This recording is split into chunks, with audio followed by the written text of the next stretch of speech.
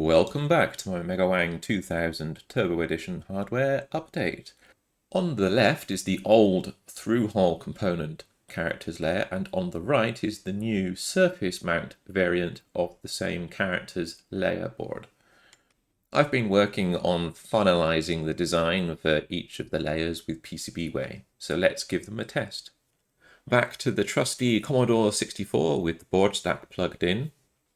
The two new characters boards are plugged into the combiner layer at the front here. The board at the back in between, which you can't really see, that's the video generation board, and then in front of it, tucked in there, is the background layer board that we were testing in the previous video, but we're just testing these two new characters boards today. I've created a new demo 15 in the SDK, which exercises this functionality. So the background RGB layer plus the two new characters boards allows for nice kind of like parallax scrolling effects.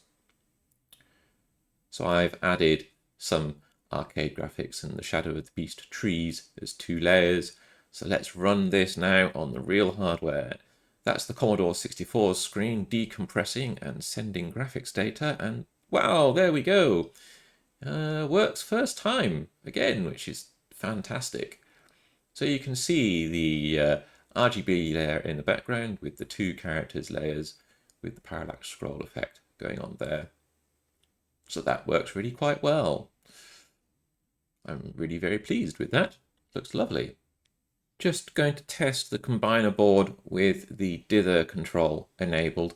So the combiner board takes two pixel inputs and then produces an output for that layer.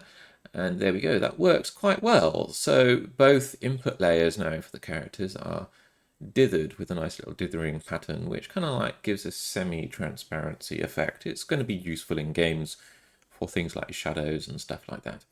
So there we go. There's my MegaWang 2000 Turbo Edition video generation board with the two new characters layers. And these characters layers will be available for purchase from my PCBWay shop.